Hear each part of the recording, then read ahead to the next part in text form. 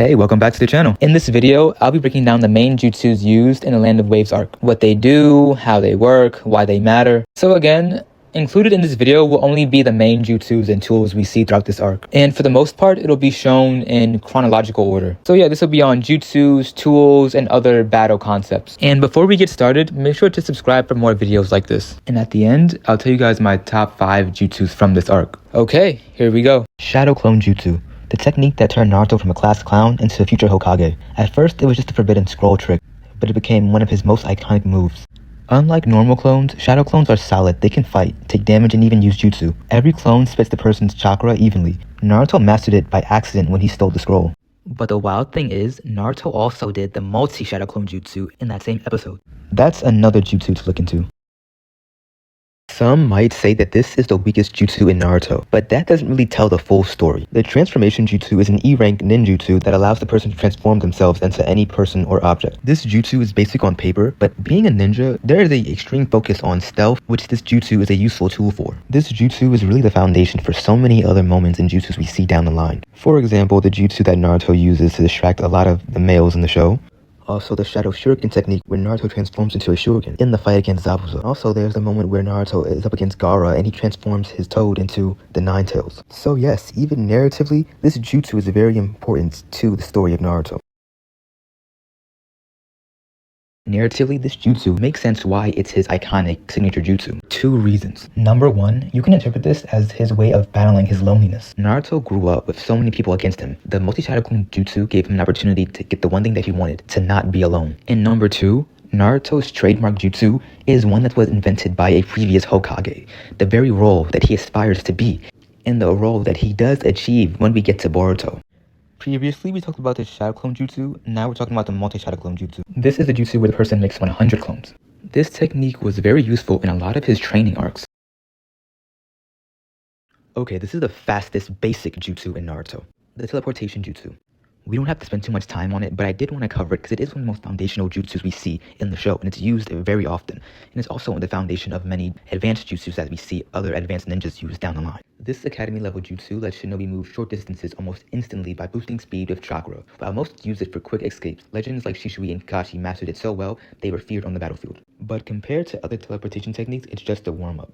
This might be the most important jutsu of the early arcs, the substitution jutsu. It shows up everywhere. This jutsu lets the user swap places with any object that's nearby. This is also considered a derivative of the teleportation jutsu. This is mainly used to avoid attacks and traps, the ultimate escape move. But to be honest, Naruto and everyone would have been finished without it in the early arcs, let's be honest. So while it's simple, the substitution jutsu is one of the most important jutsus in the entire series. This is the first 5-style jutsu that we see in the series, the Fireball Jutsu. It's a signature jutsu of the Uchiha clan. The user takes chakra, ignites it, and then blasts it out their mouth. Sometimes it's a stream of fire, other times it's a fireball. On impact, it can crater the ground and burn everything in sight. That's why the Uchiha made it like a coming-of-age test. While the anime does show other shinobi using it, in the manga, only the Uchiha have ever used this jutsu. This might be a D-rank jutsu, but the hidden mist jutsu completely changes the vibe of this battle. It works by creating a thick mist to blind and confuse the enemy. The thickness of the mist is controlled by their chakra. It first appeared in episode 7 during Zabuza's ambush on Team 7, one of the creepiest moments of early Naruto. This jutsu doesn't cause damage directly, it just shows how dangerous stealth can be. Narratively, it's iconic because it made the Mist Village feel terrifying. This is the sword that regenerates like Wolverine. Well, not quite. Executioner's blade was wielded by Zabuza Momochi, one of the 7 ninja swordsmen of the mist. Its massive size, clever shape, and hole in the middle aren't just for style. That hole is meant to catch enemy blades and break them. But the craziest part, the blade regenerates itself by absorbing the damage done of those it cuts down. After Zabuza, Suigetsu from Sasuke's team also used it. And then in Boruto, Hasaku Anamichi also used it.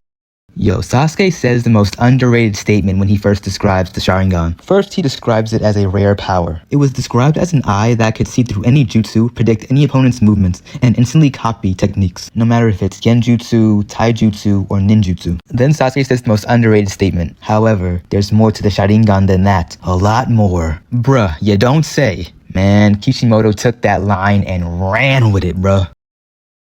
The water clone jutsu isn't as strong as you think, but let's break it down. It's a ninjutsu that lets the user create a copy of themselves using water. Unlike the shadow clone jutsu, water clones aren't true duplicates. They're only about 1/10 as strong as the user, and they can't travel very far from the original body. Instead, they act like controlled puppets, perfect for distractions, ambushes, or overwhelming an opponent. Because they're made entirely of water, they collapse back into a puddle when destroyed. This makes them weaker than shadow clones, but in the right situation, like near a river or in the mist, they can still be extremely effective. The water dragon jutsu is one of the first flashy techniques that we see in the series. The user molds water into the form of a massive dragon, then sends it crashing towards their target with incredible force. It deals heavy physical damage and can be performed using nearby water, and powerful users can create the water themselves. The more skilled the shinobi, the larger and stronger it becomes. It's a B-rank ninjutsu, and it's also a derivative of the water bomb jutsu. Do you fully understand what Kakashi did here? At this point of the battle, he wasn't copying Zabuza's jutsu. The Sharingan's genjutsu allows the user to use illusions simply through eye contact. Once activated, it manipulates the target's perception of time, space, and pain, making them experience anything the user wants. Victims can be paralyzed, forced to see false events, or even lose consciousness completely. So here, Kakashi wasn't just copying Zabuza's every move, he was controlling Zabuza's actions by using genjutsu to send a subliminal suggestion based off what he knew both him and Zabuza could do. One of the most powerful water-style ninjutsus, this technique unleashes a massive vortex of water that crashes forward, swallowing everything in its path. Users can form it from a nearby water source, or if skilled enough, make it from nothing but their chakra. It's a large-scale water-style jutsu that requires immense control, and chakra preserves often used to counter fire-based attacks or clear entire battlefields. The sheer force of the vortex can uproot trees, destroy terrain, and overpower most elemental techniques head-on.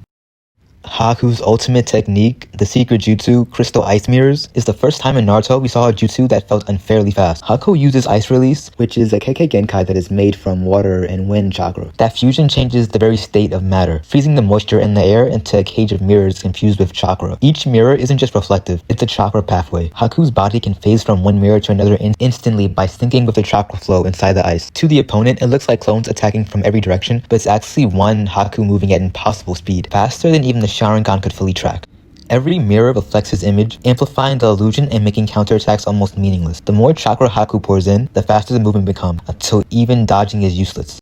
This is the Great Roar Jutsu, a technique that turns a tailed beast's roar into a wave of pressure and destruction. By using its massive chakra reserves, a tailed beast can release a shock wave so powerful it fractures the air itself. When Naruto uses the Nine Tails power, he could produce these same shock waves just by roaring. These could deflect projectiles, destroying infrastructure, and even shattering weaker ninjutsu. At some point, it could even rebound Pain's Shinra Tensei, while also dispersing many Rasengan.